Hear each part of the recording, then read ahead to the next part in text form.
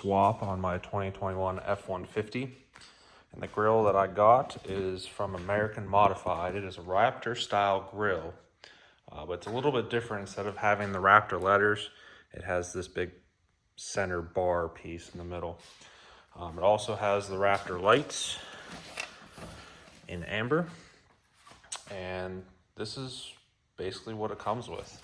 There's a two-piece part here for the emblem, depending on which one you have. One's bigger, one's smaller. Some very strange nuts and bolts that I don't know what they're used for, and some instructions. Grill.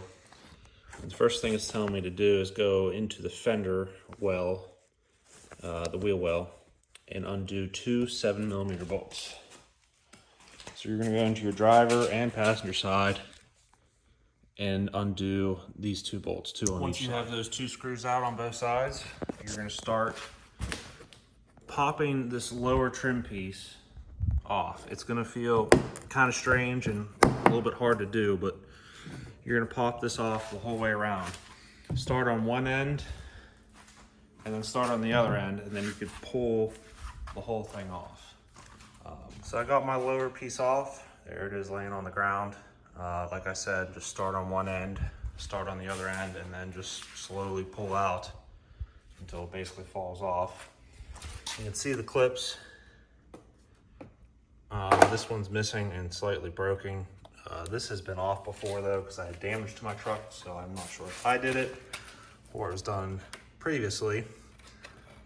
There's a lot of plastic clips that go on those tabs, and some of them will stay in. You can see where the arrows are. Some of the clips will be in there still, so we'll have to fish those out once we get the whole grill off, because I just touched them when they were in the hole and they fell. So we'll have to gather those up and put them back on when we get to it. Once you get that lower trim piece off, you're going to open your hood, and basically what we're going to be removing is this rubber piece. So where you see this rubber piece held down by these little trees is what you're going to be removing. I'm not sure how many they are. I will pop that number up on the screen, and I will also show a picture circling all the push pins. Trick to these little trees is there's a little tab hole, like right at the tip of my screwdriver here. You're gonna get a little screwdriver in there and start prying it up a little bit. Once you do that, get yourself a cheap trim tree removal tool. Get it in between the top and the bottom piece of it and pop it up. You can pop it all the way out or you can pop it partially out, doesn't matter. But then you're gonna get underneath the entire body and pop it out the rest of the way. But once you get all those out, this is just loose. You're gonna pull it out and remove it.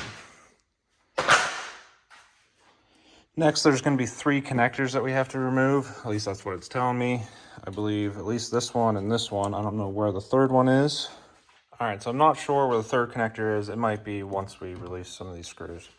This top connector here, you just press on this tab and pull. This one here, there's a little, I wouldn't know what color it is. It's more like a yellowish brown tab right there that you have to press and pull out.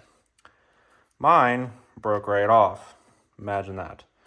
So I'll probably just temporarily silicone it back in or glue it back in or something. It looks like it's just like some sort of antenna line, so shouldn't be that big of a deal. And then the next thing we're gonna do, according to this, is come down by your headlights and remove this screw on both sides. It looks like that is an 8mm bolt. Once you have that 8mm bolt removed from both sides, right beside your headlight, don't remove your headlight bolt. It's this one right here on both sides. There are also 4 on top. 1, 2, 3, and 4. And then supposedly this whole grill assembly will come out. There's also a tree here holding these wires in that we are going to have to pull out before we can remove the grill. Okay, I removed these 4 bolts on top. They were not 8mm, they were 10mm. And next, the grill is loose. It's just held in by more of those tabs, like that lower trim piece was. I started it over here. You can already see one of those tabs down in there.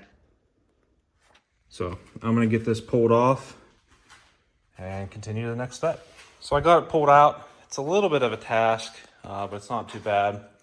The top pops out pretty easy, but as far as the bottom, you want to just grab right here and give it a swift tug and it will release on both sides. All right, I have my grill and shutter assembly on something so the grill won't scratch.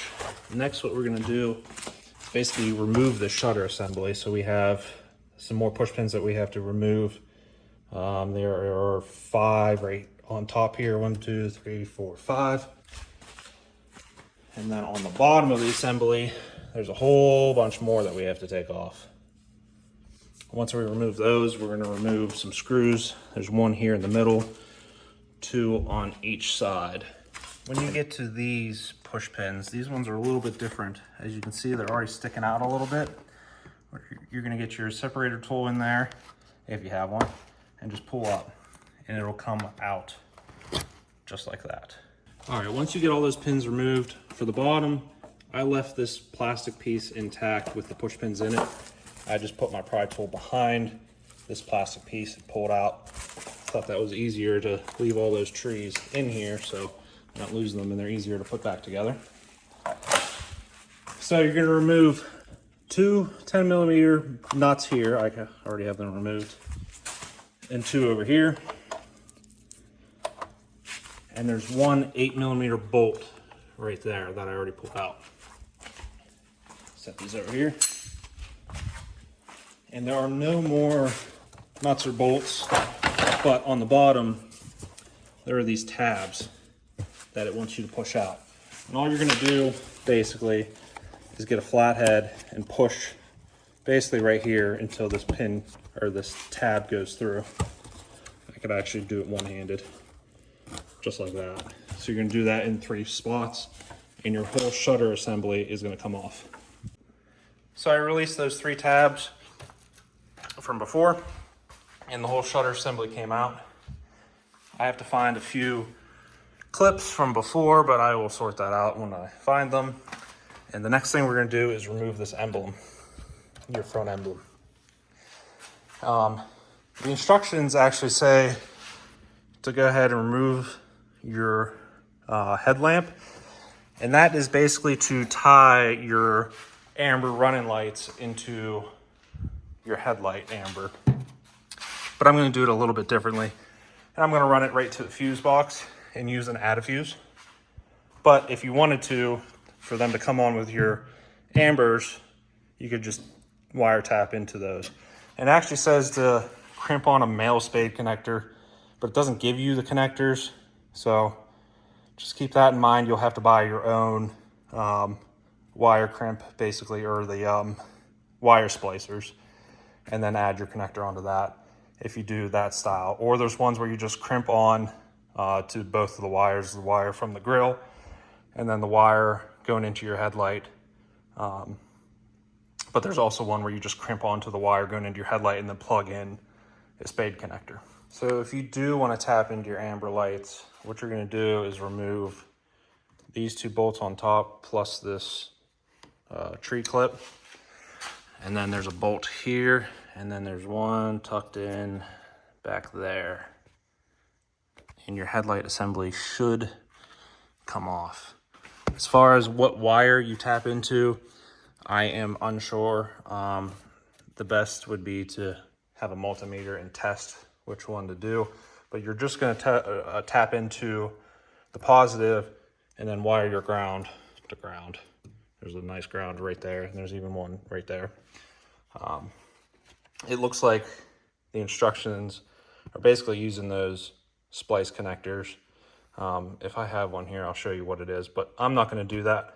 I'm gonna do it a little bit different and run the positive wire all the way over to my fuse block here and tap into the headlight fuse.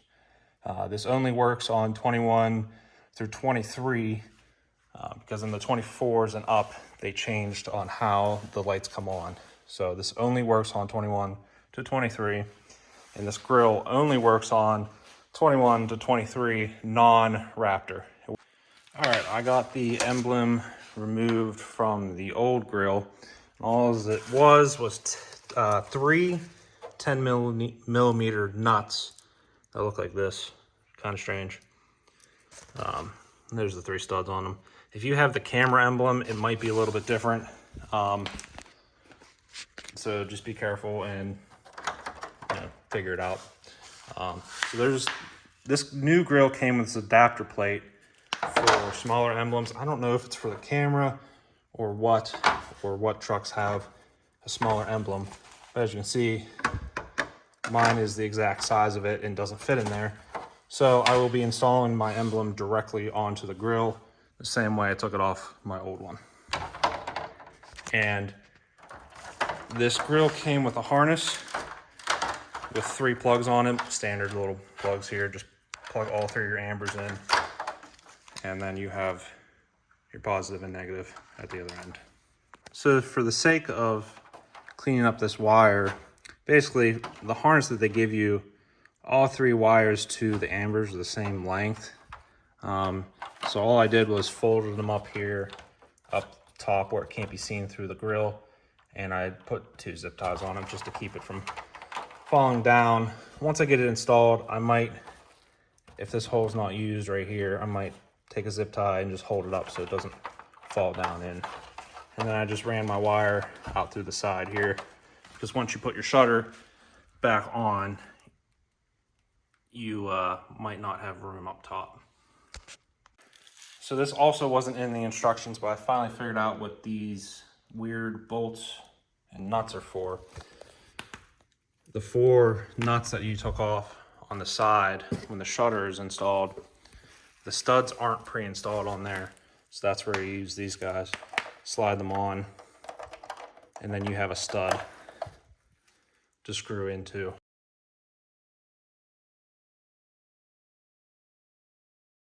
But another thing on this new grill is I found out that these metal clips on the bottom of it are not included with the new one. So you're gonna have to harvest them off your original grill.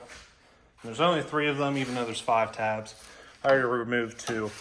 But basically what you're gonna do is get a screwdriver in behind this little tab and pry up and just work it until you can get it off.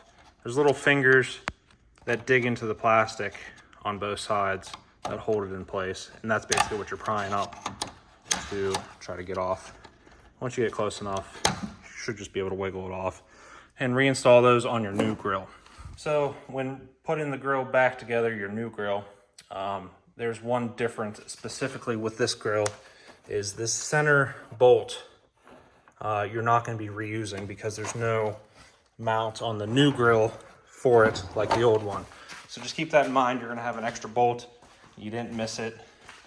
The new grill just doesn't have it like the old one did. So I got the grill installed. It is looking sweet. Don't mind my dirty truck.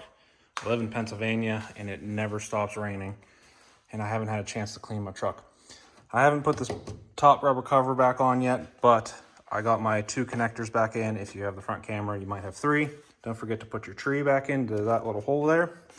And if you remember, I broke that little clip. So what I did was just take a little bit of thread seal, put it on the outside of the clip. So this is the little device that I'm going to be using to tap into my fuse panel back there.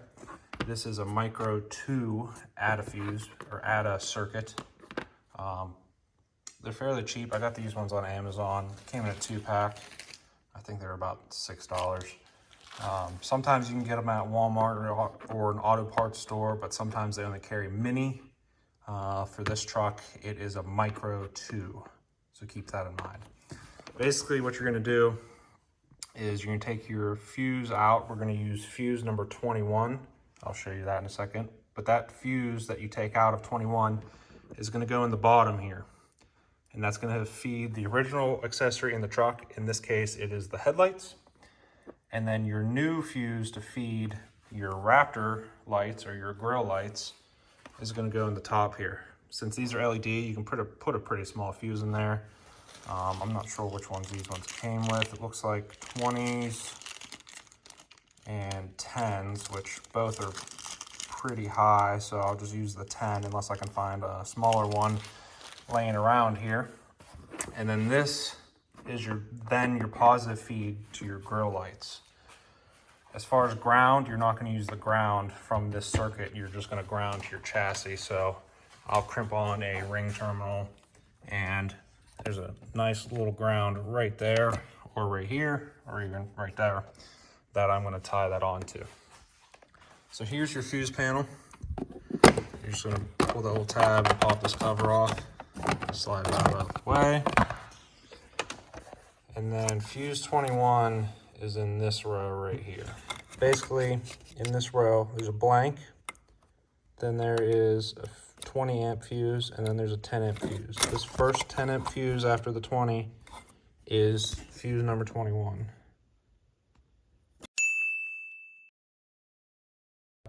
And these are orientation based for these connectors. So this left-hand side, if you're looking at the face like this, is your positive, and this is your negative. So you're gonna have to figure out, I'll have to figure out here which side is positive, and I will show you that. So how these work is basically, this is a butt connector, and all you do is take your positive wire, try and do this one-handed, strip it back a decent amount, and I even folded mine a little bit just to make it thicker. You slide it into your butt connector. Hold on, I'll clear it up here in a second.